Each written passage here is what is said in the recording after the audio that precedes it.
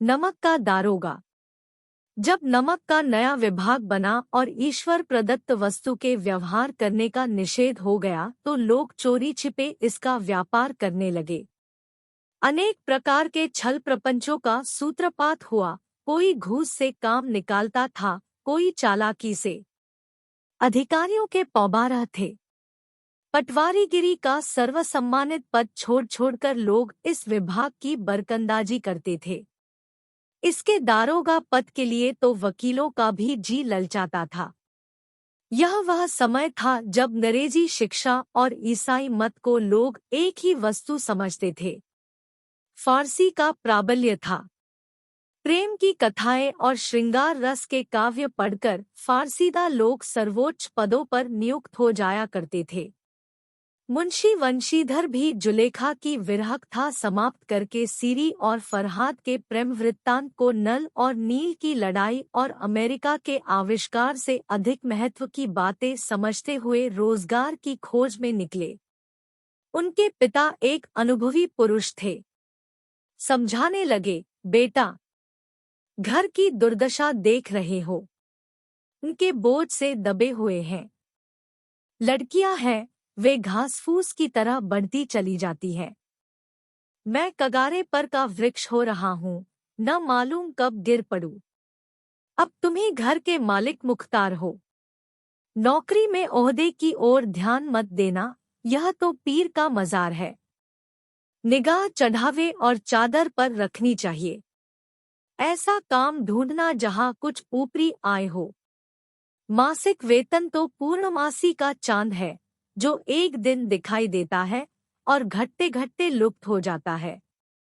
ऊपरी आय बहता हुआ स्रोत है जिससे सदैव प्यास बुझती है। वेतन मनुष्य देता है, इसी से उसमें वृद्धि नहीं होती।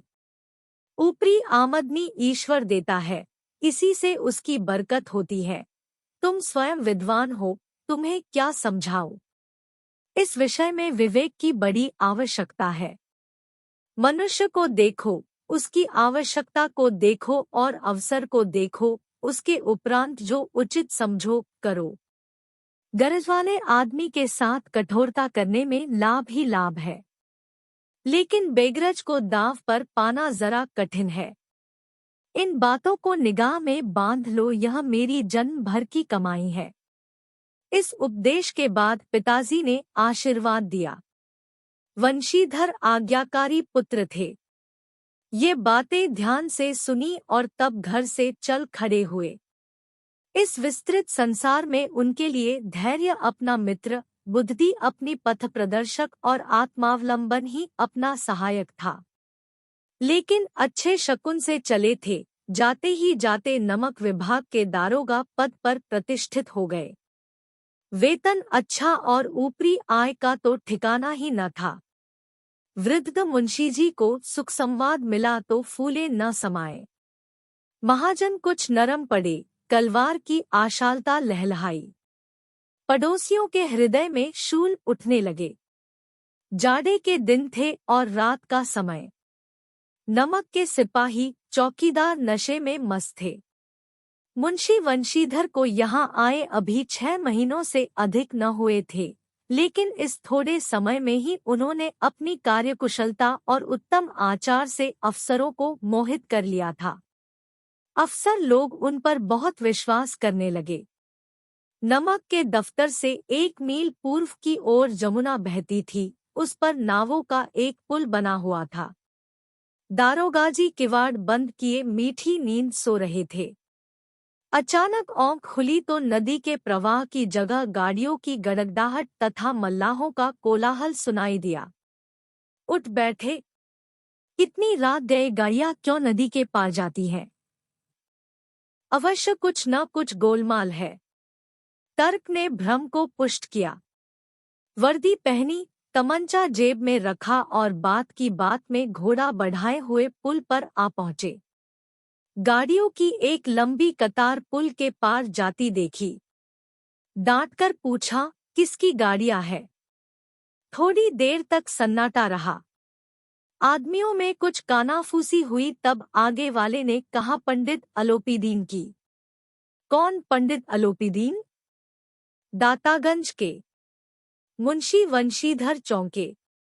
पंडित आलोपीदीन इस इलाके के सबसे प्रतिष्ठित जमींदार थे। लाखों रुपए का लेन देन करते थे। इधर छोटे से बड़े कौन ऐसे थे जो उनके नी न हो।